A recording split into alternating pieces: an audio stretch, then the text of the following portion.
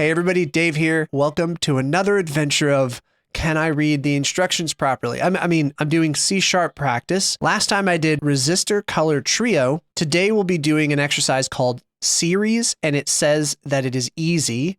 Given a string of digits, output all the contiguous substrings of some length. Now, if you're like me, you heard that or read that and went, well, whatever that means, that's also how I felt. What it seems to be basically is that if you have some number like 49142, that will be one of your inputs. The other input will be that you want 3-digit series. So your other input will be 3. And then you will return, I assume, an array of strings or integers or something. The first in your returning array would be 491 because you start at the beginning of 491, that's 3 digits, and those are all contiguous. Then you go 914, right? Then you go 142, and then there's no more after that because 42, and there's not a third digit to go for, and they have to be contiguous or next to each other. And then the example for a 4-digit series for the same number would be 4914 and 9142. I think we can do this without having any errors. Do you think it's going to happen? Let me know. Put in the comment right now. Dave, you did or did not read the instructions properly. We will find out. Let's click Start in Editor. So we've got a string of numbers and an integer. We need to return a string array of each of our results. So this seems like it'd be pretty easy. I think that we just do a little for loop. Let's go for int I equals 0, I less than the length of our string. So slice length, no, that's not right. Numbers dot length I plus plus. And what we want to do is, we need to add to an array of some kind. So we'll do a list. I don't know how I'm supposed to do this and return an array. So what I'm instead going to do, because I can add to lists dynamically. So we'll go list, generic list. So type string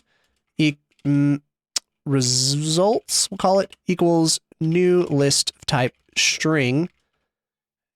And then at the end, we will return results.toArray. I think that will work. We're going to be starting at I, and we'll do results.add numbers.substring start at I and go for the slice length. Okay, so that seems like technically that would work until we reach the point where the next one that we would extract out, the next like series or whatever, would be beyond the end of the string. And we could put an if statement inside of here, but I'm thinking we could probably adjust this part of the for loop to simply not loop to that point.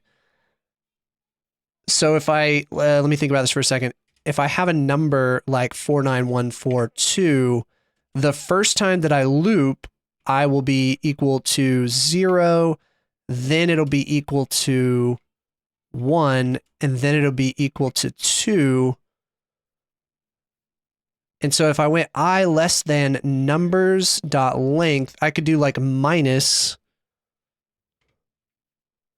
slice length. How would that work out? So if numbers.length is 5, slice length is, let's say 3, then it would go to 2, and it would only go for I equals 0 and I equals 1, but I instead want it to actually go 3 times in that case. So let's do I is less than or equal to numbers.length minus slice length. And does that just solve the problem? Now, we do have the problem of like, what if somebody provides an invalid input? So let's see here. If they want a slice length that is greater than the numbers length, let's say it's exactly the same. Let's say its numbers is like 5 digits long and slice length is 5 digits long. Then this will go numbers.length 5 minus 5, which is 0. And then it will say I equals 0. I is less than or equal to 0, so it will run one time. So it will add substring of I 0, which is the first character, through the slice length, which is the full length of the thing. So it will add itself, the full number, to the array, and then it should stop and return the array. So I think that would work. The only time it won't work is if either like maybe numbers is just shorter than the slice length, I think. If numbers.length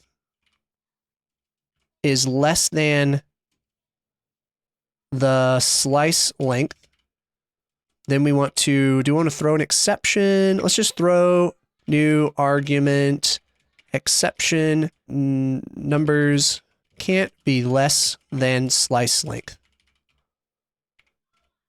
All right.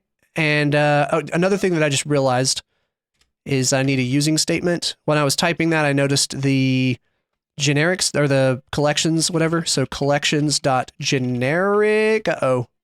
No. Doing something wrong here. System.collections.generic. That looks right to me. Now let me just look over this to make sure that I'm not missing something important. I think we might have it. It says no exception was thrown when series.slices, slice length cannot be 0. Oh, I didn't even think of that. Wow. If slice length is equal to 0, let's go with less than 1. Throw new argument, exception, slice length cannot be less than 1. I should have checked the other exception, but that's okay. Oh, okay. Well, we passed whatever the other exception was too. I think that's the best I've ever done, right? Like I made almost no mistakes, and really, like, is a validation a mistake? It is. I think missing a validation is still a mistake because you still got to think of making sure that the parameters you define, like, that people can't mess it up. But that's the only thing we missed, and we learned how to what? What did we learn? Let's click submit and find out. It says we worked on arrays, which we did, exceptions, which we did, and for loops, which we did. This might be the first time I've just applied all of the concepts I was supposed to do, and the only mistake I made was missing one validation that wasn't actually defined in the requirements, but I think I should have thought of that. I'm excited about this. I think I did a good job. I can pat myself on the back, and that will be short-lived, and because as soon as I get to the next exercise, I probably won't read the instructions correctly. Thanks so much for watching, and I will see you in the next video, which will probably be C# again.